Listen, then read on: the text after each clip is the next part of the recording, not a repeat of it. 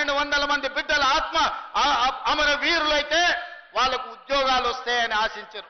కానీ 10 సంవత్సరాలు నిరుద్యోగ యువకులకు ఉద్యోగాలు రాలేదు. కానీ ఉద్యమంలో ముందల నిలబడ్డా అని చెప్పిన ఆయన ఇంటి నిండా ఉద్యోగాలు వచ్చినాయి. నేను వాళ్ళని విమర్శించదలుచుకోలేదు. ఎందుకంటే ప్రజలు యువకులు వాళ్ళకి చెప్పాల్సిన గుణపాఠం చెప్పిండ్రు. కానీ మీ సోదరుడు తెలంగాణ రాష్ట్ర ముఖ్యమంత్రిగా బాధ్యతలు చేపట్టిన తర్వాత మొదటి సంవత్సరంలోనే 60,000 ప్రభుత్వ ఉద్యోగాలు ఇవ్వడమే కాదు, ప్రైవేటులో 1,00,000 ఉద్యోగాలు ఇచ్చి 1,60,000 ఉద్యోగాలు నిరుద్యోగ యువకులకు అందించి మీ సోదరుడు తన విశ్వాసాన్ని, తన యొక్క నమ్మకాన్ని మీ దగ్గర నిరూపించుకునే ప్రయత్నం చేస్తున్నాడు.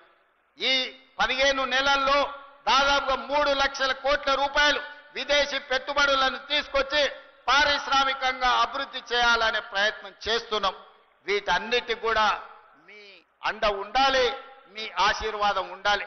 ఇవాళ ఒక పక్కన మహిళల్ని, రెండో పక్కన రైతులను, మూడో పక్కన నిరుద్యోగ యువకులను, విద్యార్థులను ఆదుకోవాలంటే ఈ ప్రభుత్వానికి మీరు నిండు మనసుతోని ఆశీర్వాదం అందించాలి. అప్పుడే ఈ కార్యక్రమాలను ముందుకు తీసుకువెళ్ళగలుగుతాం. మీ అందరు అండగా నిలబడండి.